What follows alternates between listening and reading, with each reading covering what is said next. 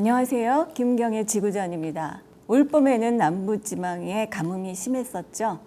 여름에는 장마가 심할 거라는 홍수가 우려된다는 소식도 나돌고 있습니다. 기후위기에 가장 취약한 지역이 이 물관리 부분이 아닌가 하는 생각도 듭니다. 그래서 오늘은 인제대학교 박재현 교수님 모시고 이야기를 나눠보겠는데요. 박재현 교수님은 문재인 정부에서 수자원공사가 국토부에서 환경부로 이관되고 나서 첫 번째 사장을 맡으셨었고요. 또 2019년에는 낙동강 지역의 공동위원장을 맡기도 하셨습니다. 교수님 안녕하세요. 예, 반갑습니다, 장관님. 이제 학교로 돌아가셨죠? 예, 그렇습니다. 좀 얼굴이 편해 보이시는 것 같은데요. 수자원공사가 이제 환경부로 이관되고 나서 처음 그 수자원공사를 맡으셨는데요. 어떠셨을까 걱정도 좀 돼요. 왜 수자원공사가 그 체질이라는 게 있잖아요. 그 환경부하고 좀 잘 맞았을까 하는 생각도 드는데 어떠셨어요? 환경부로 이관된 게 이제 문재인 정부의 중요한 대선 공약이었고, 앞으로 물 관리라는 부분을 맡고 있는 수자원공사가 앞으로 미래의 대한민국을 어떻게 책임지고 나갈 것인가에 대한 중요한 어떻게 보면은 전환점이었다 그런 생각이 듭니다. 새로운 패러다임을 좀 더 심어주기 위해서 저 나름대로도 최선의 노력을 다했다고 생각이 됩니다. 그래서 결과적으로는 지금 직원들 입장에서도 환경부로 이관한 부분에 대해서 크게 불만은 없는 것으로 또 만족도도 어느 정도 높은 것으로 알고 있습니다. 그 사제강 때문에 부채도 꽤 많이 남아 있었죠? 그건 어느 정도 정리 다 하셨어요? 세도 계속해서 남아 있습니다. 8조 중에서 30% 정도 해당되는 2조 4천억 정도는 회사에서 갚는 걸로 하고 나머지는 정부에서 갚는 걸로 했는데,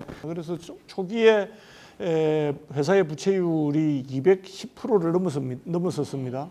지금은 정확하게 저도 기억이 안 나는데 작년 말까지 해서 115%인가 8%인가 떨어졌습니다. 사실 정부가 이렇게 무리한 사업을 하면서 공사에다가 이렇게 부채를 떠안긴다라는 것 자체가 사실은 굉장히 무리한 일이고 공사로서는 참 억울한 일이기도 하고 그러셨을 것 같을 때 어쨌든 고생들 많이 하셨을 것 같아요. 그래도 보람 있는 일이었을 것 같아요. 예, 그렇습니다. 오늘의 주제로 넘어가 볼까요? 예. 기후위기가 이제 점점 심각해지면서 또 이렇게 세계적으로 봐도 그렇고 우리나라도 그렇고 홍수 또는 가뭄이 막 어지럽게 굉장히 잦은 빈도로 나타나고 있잖아요.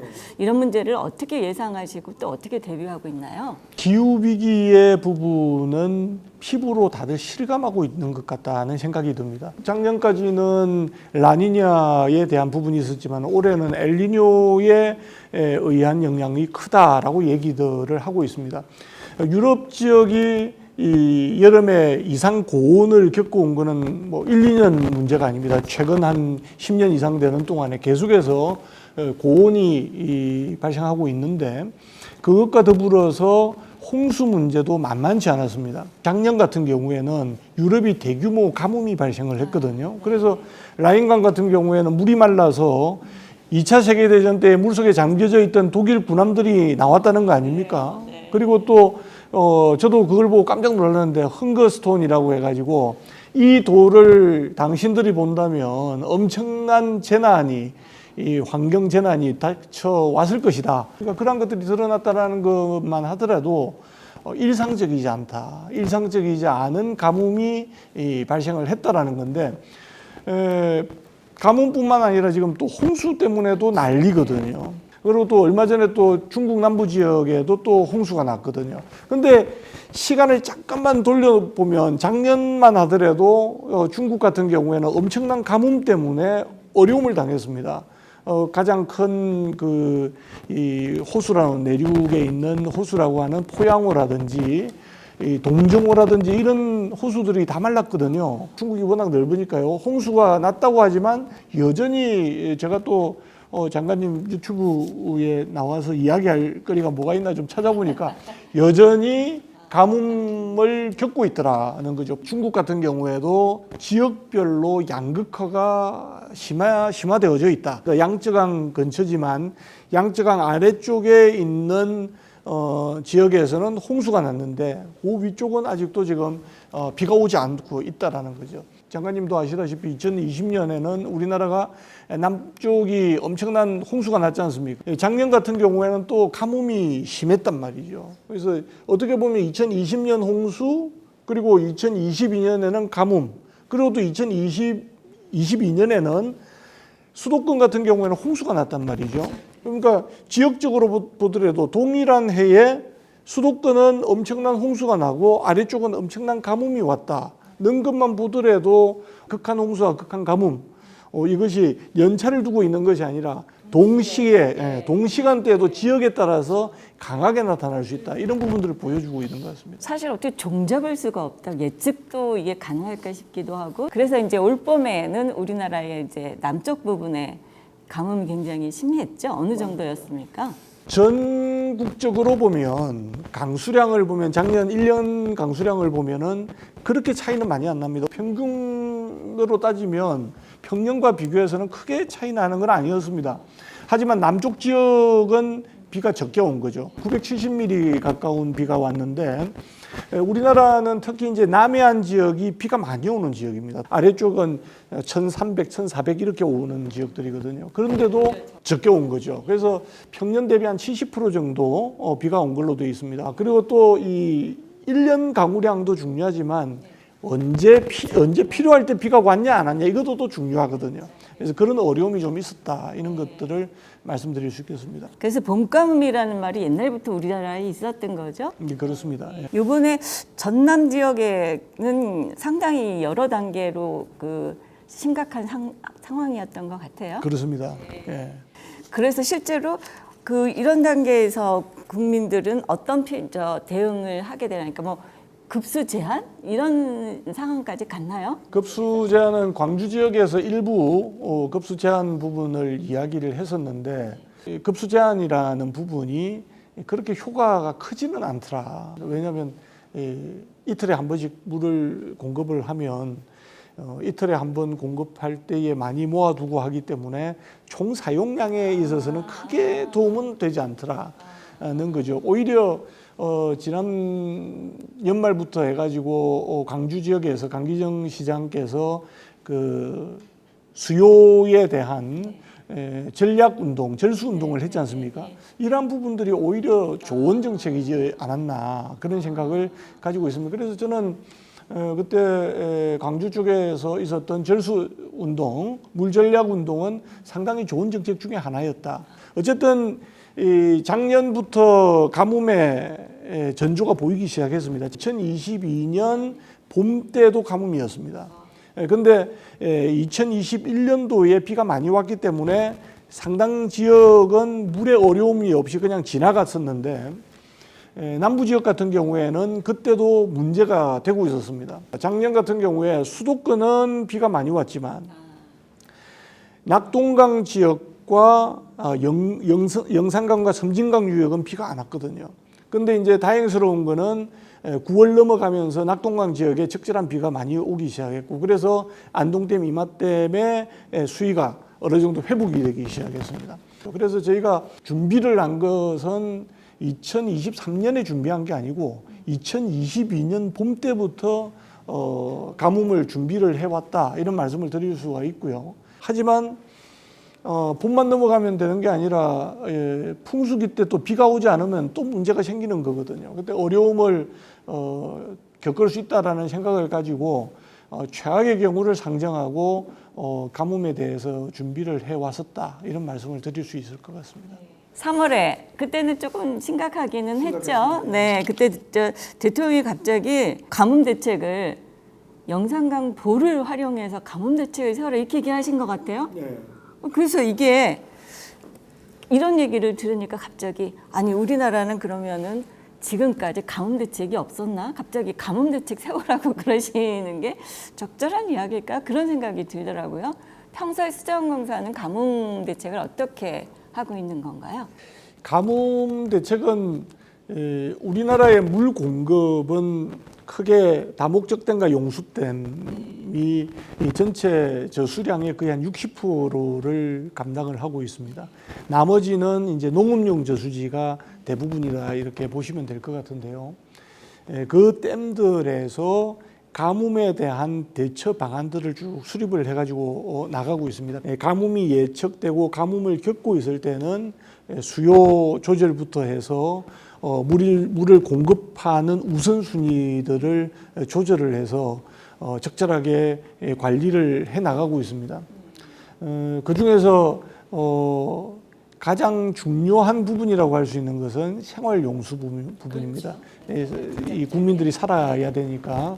그래서 안정적인 생활용수 공급을 최우선으로 하되 우선순위가 떨어지는 부분들부터 공급량을 줄여나가는 정책들을 가지고 있습니다. 특히 요즘은 물을 많이 사용하는 이 공장들이 많이 있습니다. 이거는 또 국가 경제와 직접적인 관계가 있기 때문에 물 없으니까 당신들 물 못 주겠으니까 공장 정지시키세요라고 얘기하기가 매우 어려운 상황들이 많습니다. 그래서 이러한 부분들을 종합적으로 저희가 준비를 해 나가고 있었다 이렇게 말씀을 드릴 수 있을 것 같습니다.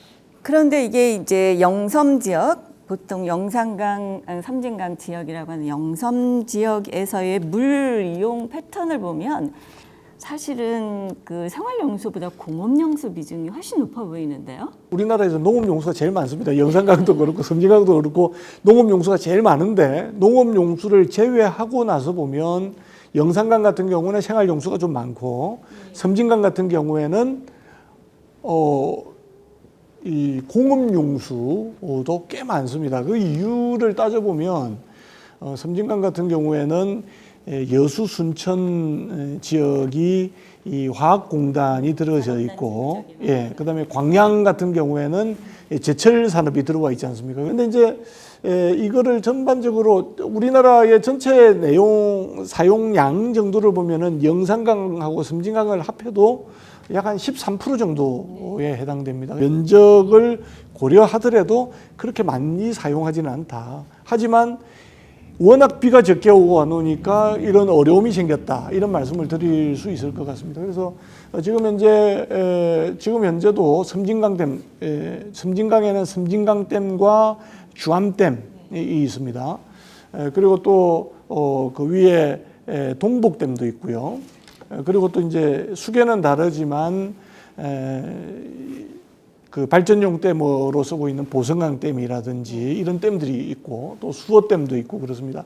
하지만 중요한 이 수원이 되고 있는 댐들은 주암댐과 섬진강댐이라고 볼 수 있겠죠. 그 두 개의 댐들도 지금 현재 좀 어려운 부분들이 있고 사실은 좀 유역 중심으로 가야 되는데 유역 중심으로 가지 못하는 우리의 물 공급 구조를 어떻게 보면은 고착화됐다고 볼 수 있을까요? 고착화된 왜곡된 구조를 가지고 있는 지역이다 이렇게 말씀드릴 수 있습니다. 왜냐하면 섬진강댐 같은 경우에는 일제시대 때부터 조그마한 저수지를 만들어서 동진강 쪽으로 물을 보내고 있었거든요. 그러다 보니까 거기에서 농업용수에 대한 수립권을 가져오기가 매우 어려웠습니다. 섬진강댐 같은 경우는 또 유역 측면에서 볼 때는 두 가지 측면이 있습니다. 유역 측면에서 볼 때는 섬진강이지만 행정구역으로 볼 때는 섬진강댐이 또 전라북도 지역이에요. 그렇죠. 전라북도 지역에서 전라북도에 물을 공급하는 걸로 볼 때는 전북도 입장에서는 반대할 이유가 없다라는 거죠. 이런 좀 왜곡된 부분도 있고 갈등 부분도 없잖아 있습니다. 그다음에 이제 주암댐 같은 경우는 주암댐 상류에 있는 동복댐에서는 대부분의 물을 광주로 다 가져가는 거죠. 동복댐은 100% 광주로 가는 물이다 생각하시면 됩니다. 그러니까 동복댐에 문제가 생기다 보니까 그다음에 이제 주암댐에서도 대책을 좀 세워야 되고 그다음에 또 장흥댐이라고 있습니다. 장흥댐은 전라남도에 해당이 되죠. 전라남도 강진하고 장흥 있는 그쪽에 있는 댐인데 그 장흥댐에서도 물을 공급하는 부분들을 확대해서 공급을 해줬습니다. 그래서 이전부터 나름 광역화되어져 있는 수돗물과 관련, 생활용수와 관련해서는 광역화되어 있는 부분들이 있었습니다. 그래서 그거를 적절하게 활용을 해서 부족한 이 전남 서쪽 지역, 서척 지역에 해당되는 지역이죠. 함평이라든지, 그다음에 장성이라든지, 그다음에 아래쪽에 있는 신안, 목포 이쪽에 이제 서쪽 지역인데 서쪽 지역의 물들 공급도 장흥댐에서 공급하는 쪽으로 해서 광역에서 이전에 비상 라인으로 깔아놨던 부분들을 활용했던 부분들도 있었습니다. 광역화는 그래서 큰 다목적 댐이나 용수댐에서 행정구역을 벗어나서 굉장히 멀리까지 이렇게 그 수돗물을 공급하는 이런 시스템이잖아요. 근데 지금 영산강, 섬진강 쪽에서 이제 두 가지 문제를 저는 좀 여쭤보고 싶은데요. 첫 번째는 영산강 물을 우리가 거의 쓰지 않고 있잖아요. 영산강 물을 지금 전혀 사용하지 못하고 있는 부분 하나, 그거를 우선 좀 설명을 해주실까요? 4대강이라고 하면은 한강, 낙동강, 금강, 영산강이라고 얘기하지 않습니까? 그래서 상당히 크다고 생각할지 모르지만 생각보다는 작습니다. 어쨌든 저희 기억에는 어쨌든 광주를 지나서 목포까지 간다. 목포에서 해안으로 나간다. 그러니까 상당히 길다 이렇게 생각은 드는데요. 광주에서 조금만 내려가다 보면은 그 다음부터는 대부분 옛날에 나주까지 이제 배들이 올라왔지 않습니까? 그 얘기는 거기까지 바닷물이 들어왔다는 얘기고 그 이후에 간석지를 활용을 한 농업 활성화 이런 부분들이 중요한 역할을 하지 않았을까 하는 생각도 가지고 있는데 어쨌든 상류에 있는 댐들 같은 경우에는 농업용으로 사용을 하고 있다 이렇게 보시면 될 것 같습니다. 그래서 그 위에 있는 큰 댐들이 몇 개가 있죠. 그 댐들은 농업용 저수지로 사용을 하고 있고 실제로 먹는 물을 해결하기 위한 생활용수로 쓰고 있는 저수지는 일부 빌려서 쓰고 있는 그 평림댐인가요? 그쪽 부분 외에는 유역 외에서 가져오는 물이다. 그래서 광주에서 쓰고 있는 모든 물은 동북댐 그리고 또 주암댐 이쪽에서 오는 물들이라고 보시면 되거든요. 저도 되게 의아했던 게 농업용 저수지에 있는 물을 그 생활용수로 공급을 못하게 돼 있더라고요. 네, 예. 그게 아니 그 농업용수로 다 안 쓰면 그걸 생활용수로 좀 썼으면 좋겠는데 그렇게는 쓸 수가 없게 돼 있는 게 되게 좀 놀라운 일이었어요. 또 영산강은 주요 수원이 어쨌든 광주야 하수처리장에서 들어오는 하수처리수라고 하는데 그건 어느 정도인가요? 계절에 따라 조금씩 다릅니다. 아까도 말씀드렸듯이 이 광주에서 들어오는 물이 약 한 50만 톤 된다 그랬지 않습니까? 50만 톤 정도 들어오는데 그중에 하수 처리가 되어서 나가는 물이 이 갈수기 때는 봄철 같은 경우에는 거의 영산강 흐르는 물의 60%가 넘습니다. 그러니까 하수 처리수가 대부분 다 들어간다고 보면 되는 거죠. 근데 이제 여기에서 아까도 말씀드렸듯이 영산강에 왜곡된 부분이 뭐가 있냐라고 말씀드리는 중에 농업용수 부분을 말씀을 드렸는데 제가 자료를 보니까 영산강에서 사용하는 1년에 사용하는 총 물의 양이 25억 톤 정도가 되는데요. 그 중에서 21억 톤이 농업용수입니다. 아 진짜요? 네. 그러면 나머지는 4억 톤 정도에 불과한 거죠. 그러네요. 그 4억 톤이 어떻게 보면은 이제 저쪽에서 쓰고 있는 광주에서 쓰고 있는 또 목포에 쓰고 있는 그런 생활용수다 이렇게 보시면 될 것 같고 섬진강도 꽤 많습니다. 14억 톤 정도가 농업용수인데 섬진강 같은 경우 19억 톤 중에서 14억 톤이거든요. 대신에 생활용수하고 공업용수는 5억 톤 정도 되고 영산강은 한 4억 톤 정도 되는 거죠. 근데 21억 톤이 다 진짜로 농업용수로 필요한 거예요? 우리나라 전체 사용량 중에서는 70% 정도가 농업용수거든요. 30%가 나머지 이제 생활용수, 공업용수, 유지용수 이런 게 나누어서 쓰고 있는 거죠. 그래서 농업용수에 대한 체계적인 관리, 요 부분이 우리가 앞으로 미래 수자원 관리, 특히 기후 위기 시대에 어떻게 우리가 물 관리를 해 나갈 것인가에 있어서 가장 중심이 되는 영역이라고 저는 생각을 합니다. 그러니까 지금 이제 영산강이라는 게 지금 있고 거기에 보가 있기는 하지만 실제로 영산강에 흐르는 물은 이제 하수 처리한 물이 대부분이고 대부분의 깨끗한 물들은 지금 농업용수에 다 갇혀 있는 것이고 저수지에 갇혀 있는 갇혀 있는데 그거는 또 생활용수로는 못 쓰는 거고 이렇게 지금 문제가 있는 거죠. 이런 구조들을 먼저 좀 손을 보는 게 필요하겠네요. 네. 또 하나는 아까 앞에서도 이제 말씀하셨지만 삼진강수가 산업단지로 많이 간다고 이제 얘기를 하셨잖아요. 산업단지에서 쓰는 양이 굉장히 많은데 그 산업단지에서 쓰는 물의 양이 많아서 또는 뭐 산업단지뿐만 아니라 이쪽 그 도시로도 많이 가고 있잖아요. 섬진강물이. 그래서 결국은 이 섬진강 하류에 사는 주민들은 물이 없어서 제첩이 다 죽고 있다 이런 이제 그 항의가 굉장히 많았던 걸로 알고 있는데요. 여기에서도 물 소비하는 패턴들을 좀 바꿔야 되는 거 아닐까요? 네, 그런 부분들은 지금 제가 이제 자료들을 체크를 해보니까 섬진강에서 공급되는 물 중에서 용수로 사용하는 물 중에서 80%가 유역 외로 나가고 있습니다. 그러니까 20%만 유역에서 쓰고 있는 거죠. 그래서 이제 이런 부분들은 그 전체적인 건전한 물 관리라는 측면에서 볼 때는 유역 중심으로 가야 되고 그리고 또 공업 용수나 이런 부분들도 적절하게 관리를 해줘야 된다. 결국은 이제 그 뭐 윤석열 대통령이 영산강 보를 활용해라라고 찝어서 얘기를 하셨는데 이게 검토를 해보면 보를 사용하는 게 정말 가능하고 좋은 방법이든가요? 제가 볼 때는 특히 영산강에 있어서의 두 개, 성촌, 죽산보의 물을 활용한다라는 것은 상당히 어려운 부분이다. 물 사용에 문제가 되는 때는 갈수기 때이지 않습니까? 갈수기 때에 60% 이상이 광주 하수처리장에서 나오는 물이라는 거죠. 근데 그 수질은 상당히 지금 안 좋습니다.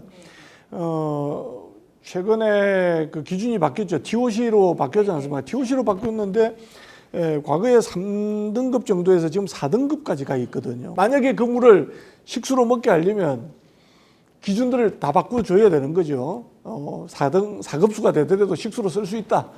라는 기준부터 해서 광주 시민들이 그 물을 드실 거기 때문에 당신들은 이 물 마실 의향이 있느냐. 그러한 부분들, 기술적인 문제뿐만 아니라 그러한 부분들까지 좀 광범위하게 포함될 필요가 있습니다. 지난 정부 때에 4대강 관련해서 보호평가단이 꾸려져서 조사들을 많이 했지 않습니까? 그래서 최근에 언론들에 있어서는 과학적인 근거에 근거하지 않았다. 과학적인 자료에 근거하지 않았다. 데이터에 근거하지 않았다라고 얘기하는데 굉장히 과학적인 이 자료들의 근거를 많이 했습니다. 특히 이제 물 사용과 관련된 거는 수리권과 관련된 부분인데 보호와 관련해서 크게 잡았던 부분들은 첫 번째 홍수와 관련된 부분, 두 번째는 물 사용과 관련된 부분, 세 번째는 수질, 그다음에 수생태와 관련된 부분, 그리고 또 주변 주민들이 가지고 있는 인식 정도, 활용도라든지 이런 부분들이죠. 특히 이 물 사용과 관련돼서는 이수와 관련된 거거든요. 근데 이수 편익이라고 따져봤을 때는 실제로 이수 편익은 없습니다. 실제로 우리나라의 수리권 관련된 부분들은 상류에 있는 댐들이 다 배정이 돼 있다라는 거죠. 그렇기 때문에 수자원공사가 보를 통해서 물 판매를 통한 수익을 얻지를 못한다는 것만 보더라도 수리권에 있어서 맞지 않는 얘기다라는 게 얘기가 되는 거죠. 지금 우리가 그 가정에서 쓰거나 공장에서 쓰거나 하는 물은 어쨌든 수자원공사가 공급을 해서 쓰는 물인데 수자원공사가 그 보에 있는 물을 공급해 줄 수 없다라고 하면 사람들이 쓸 수 있는 물이 아니다라고 보는 게 맞다라는 말씀이신 거죠. 그런데 일반적으로 국민들께서는 보를 만들어 놓으니까 이게 저수지 같은 거 아닌가라고 생각하는데 실제로는 저수지가 아닌 거죠. 물을 가두어 쓸 수 있는 저수지 개념이 아니다라는 거고, 지난 그 보호평가단에서 수위가 변동될 수 있다면은 취수구를 바꿔야 되는 거다라고 얘기를 해서 바꾸려고 했는데 그거를 반대했던 지자체장들이 있었단 말이죠. 특히 낙동강 쪽은 대부분 반대를 했단 말이죠. 그러면은 저수지처럼 쓴다라는 것은 물을 수위를 낮출 수 있어야 됩니다. 첫 번째. 낮출 수 없게끔 반대를 했던 부분들이 있었단 말이죠. 실제로 그 부분이 문제가 있다라고 얘기했던 것은 박근혜 정부 때의 감사원 감사였단 말이죠. 박근혜 정부 때 감사원에서 이거는 문제가 있다라고 얘기했던 건데, 그러면 그거를 문제가 없게 만들어 보자고 한 게 어떻게 보면 문재인 정부에서의 보호관리 정책들이었단 말이죠.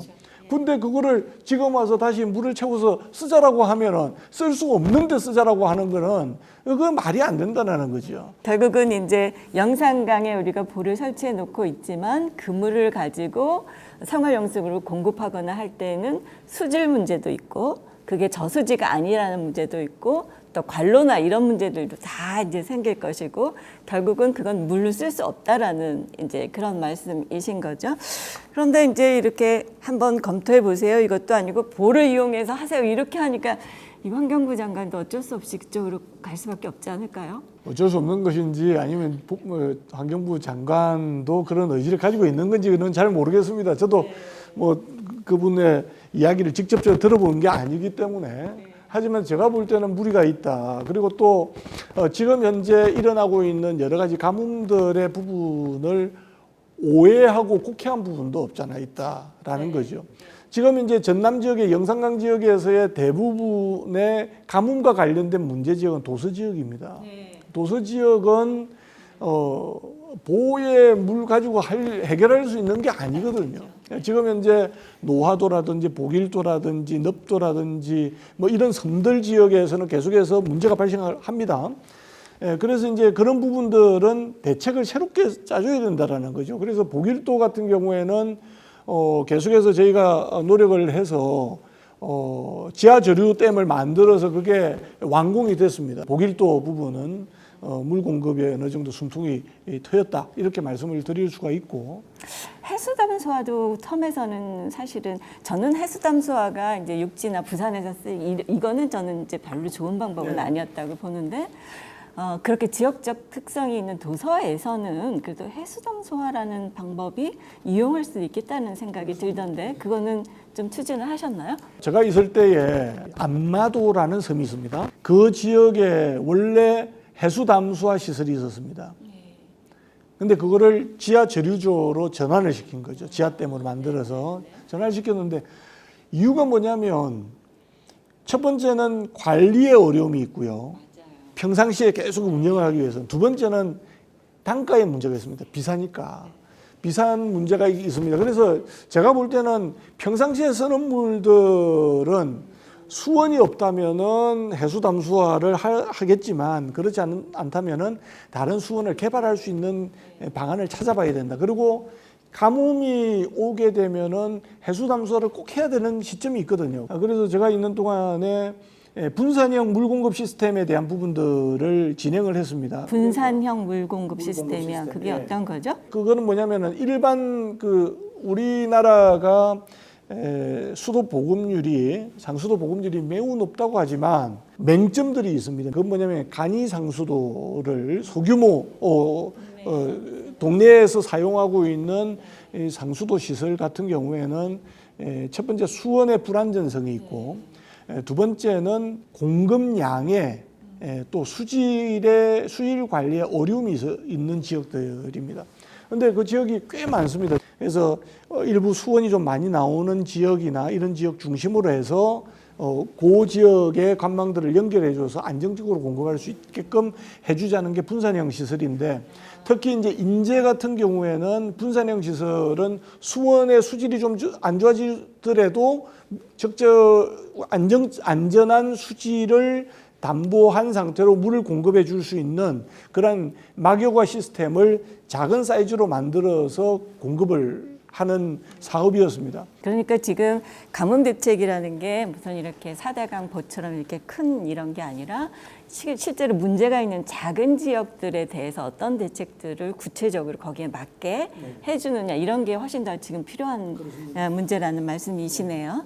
네, 그러니까 결국은 지금 이제 그 4대강 보 가지고 가뭄 대책한다 이렇게 얘기하는데 사실은 이미 감사원에서는 이 4대강 보가 홍수 기능도 없고 가뭄 기능도 없다라고 이미 다 설명을 하지 않았었나요? 그렇습니다. 그것도 아까 저도 말씀드렸지만 이게 문재인 정부 감사원에서 얘기한 게 아니고 박근혜 정부 감사원에서 그 얘기를 했거든요. 홍수에 대한 문제 없다. 홍수는 오히려 4대강 보는 홍수를 방해하는 거라는 거는 알려져 있는데 자꾸 이러한 부분들이 홍수에도 보가 효과가 있다라고 얘기하는데 그건 말이 안 되는 거죠. 물이 빠져나가야 되는데 못 가게 하는 게 거죠. 예. 도움이 된다고 할 수는 없는 그렇죠. 거죠. 아까도 말씀드렸듯이 수위를 옛날에 저기 그 PD 수첩에서 수십육 미터의 뭐 비밀 해가지고 뭐 그때 또 뭐 난리가 났지 않습니까?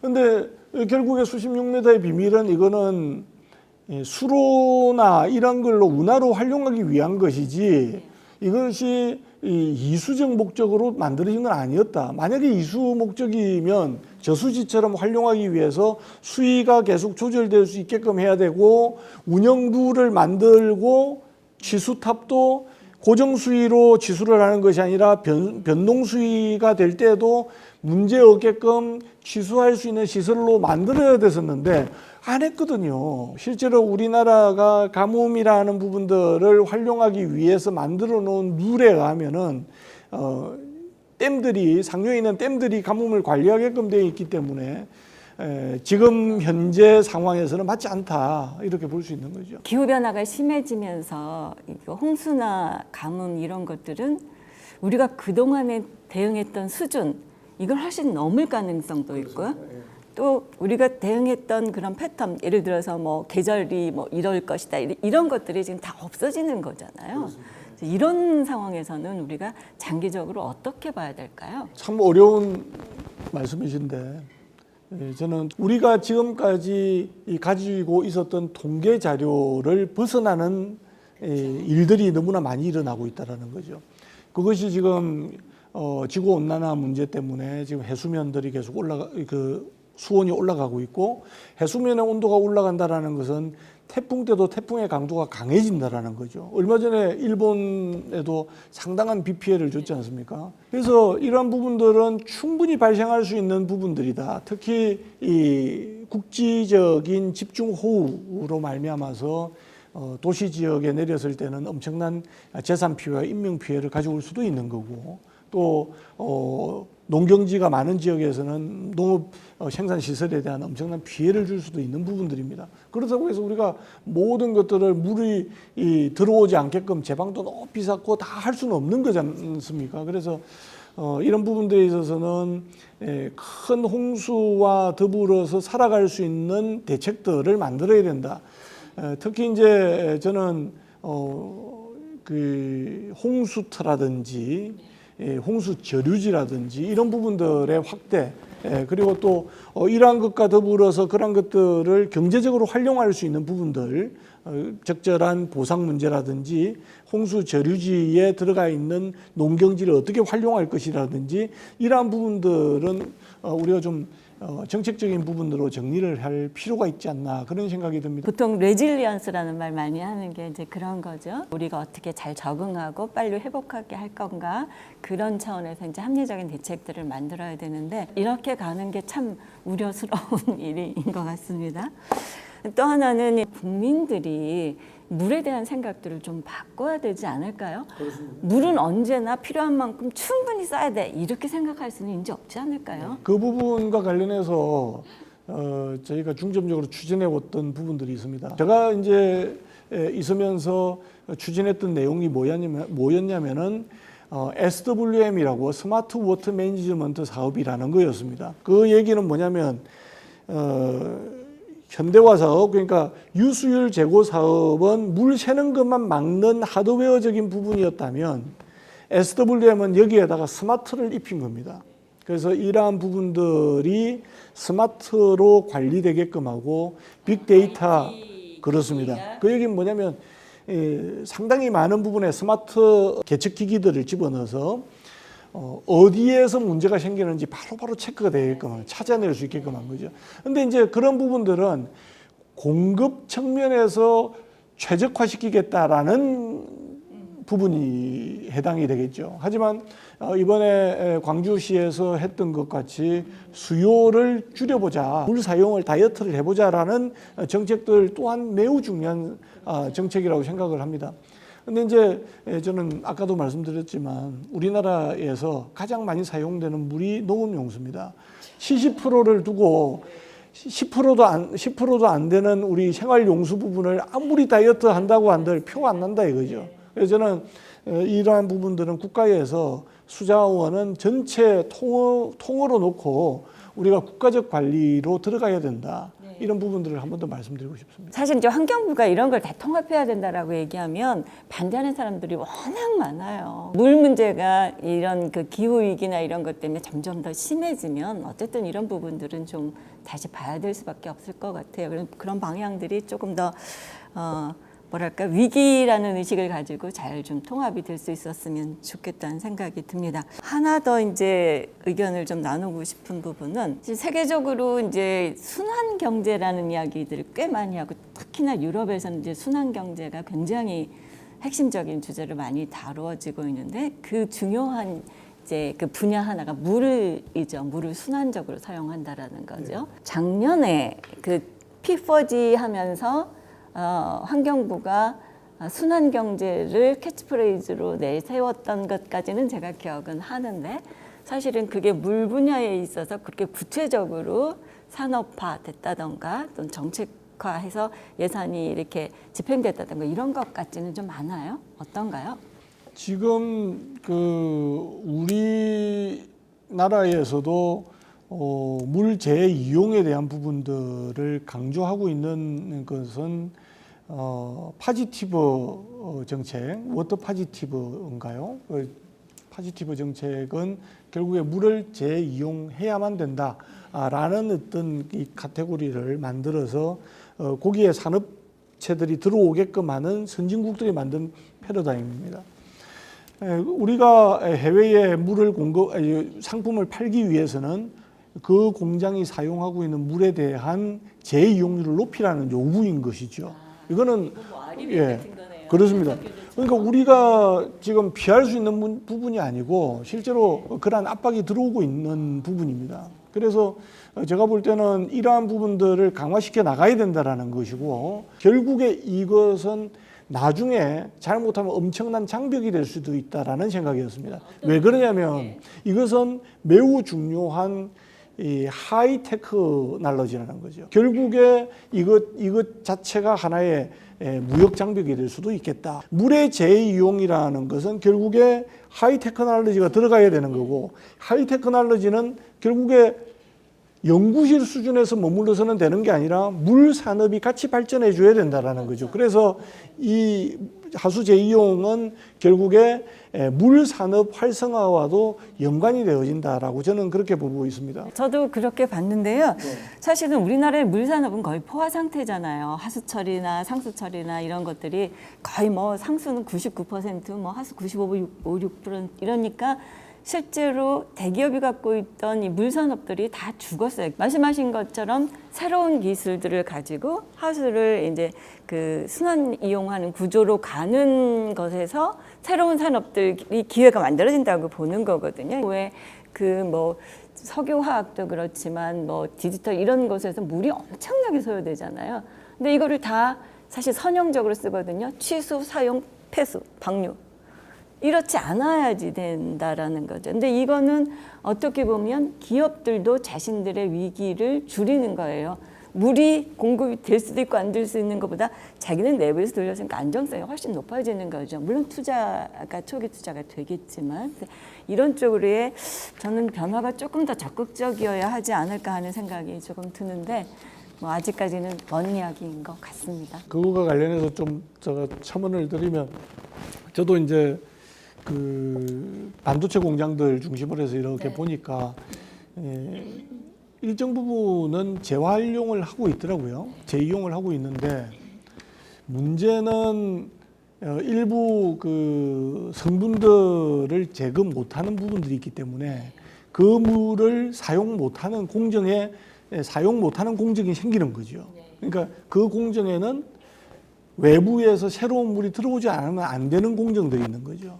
근데 또 제가 보니까 이러한 그 수질 기술들이 일본이라든지 일부 기업들은 또 가지고 있는 기업들이 있습니다. 우리가 내부에서 이러한 부분들을 물 산업들을 양성해 주지 못하면은 이러한 기술도 종속될 가능성이 크다. 전 세계적으로 물 산업이 가지고 있는 그 규모는 1조 달러 정도 된다고 합니다. 근데 이게 2050년이 되면은 4조가 된다 그러거든요. 4조 달러. 그러니까 4천조가 되는 거죠. 나중에 이제 4천조 정도로 세계 시장이 늘어날 때에 우리의 물 산업 시장도 같이 성장해야 되고, 이것은 물 산업 수출이라는 부분에 있어서 매우 중요한 것을 시사한다고 봅니다. 정리를 해보면 이제 4대강 보유 문제는 사실 뭐 경제적으로 이점이 있냐 아니냐 또는 이수가 가능하냐 홍수 방어가 가능하냐 이런 얘기보다는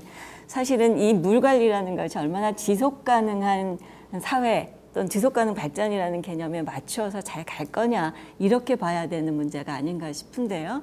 이게 그동안 우리가 이제 통합물 관리로 해서 수량에서 수질, 수생태 이렇게 해서 재해까지 이렇게 온 것들이 갑자기 그냥 다시 수령으로 되돌아가는 것 같은 느낌이어서 이렇게 정책이 후퇴하는 것이 특히나 지금처럼 기후위기 또는 생물다양성 위기가 심각한 시점에 이런 후퇴라는 것이 굉장히 많이 아쉽고 좀 그렇습니다. 오늘 긴 시간 말씀 감사한데요. 마무리 하시고 싶은 말씀이 있으면 잠깐 하시죠. 저도 수자원공사 사장으로 있으면서 재난정부의 물관리의 패러다임 전환이라는 측면에서 노력들을 많이 해왔었습니다. 결국에 우리의 물 정책이라는 것은 앞으로 우리 미래를 향한 정책이어야 된다라는 거고, 이것은 국민을 위한 것뿐만 아니라 국가 경제라는 부분과 뗄래야 뗄 수가 없는 상황이다라는 거죠. 그래서 이런 부분들이 이 각 기관들별 또는 구성원들의 이기가 존재하지만 이런 것들을 펼쳐놓고 협의 그리고 합의를 거쳐서 미래지향적인 전략들을 만들어 나가는 데에 우리의 지혜를 모아야 되지 않겠나 하는 그런 생각이 듭니다. 물은 생명이다라는 말은 흔한 말이지만 이런 중요성을 모르는 사람은 없을 것 같습니다. 기후위기가 깊어짐에 따라서 국민들이 건강하고 안전한 삶, 생명들이 모두 공존할 수 있는 이런 풍요로운 자연 속에서의 삶, 이런 것들을 위해서는 우리가 물을 현명하게 관리해야 할 필요성이 점점 더 커지고 있습니다. 물 관리의 출발은 물이 무한하다라는 생각을 버리는 것, 또는 물은 모든 생명체가 나누어 써야 된다는 것을 인정하는 것, 거기가 출발점이 아닐까 합니다. 한정된 물을 효율적으로 이용하기 위해서는 우리가 물을 그동안에 대왔던 태도, 방식 이런 것들을 전환하는 것이, 그리고 그런 변화에 모두가 참여하는 것이 중요할 것 같습니다. 4대강 보를 통한 가뭄 해소 대책은 물의 접근성 또는 수질, 통합물 관리 이 모든 면에서 적절한 정책이라고 할 수 없습니다. 4대강 재자연화를 뒤집겠다라는 정부의 의도는 국민이나 우리 자연 생태계를 위한 정책이 될 수는 없습니다. 기후 위기를 실감하는 오늘 소중한 물을 지키기 위해서는 미래를 대비하는 깨어있는 시민의 역할이 중요합니다. 지금까지 김은경의 지구전이었습니다. 함께해 주셔서 감사합니다.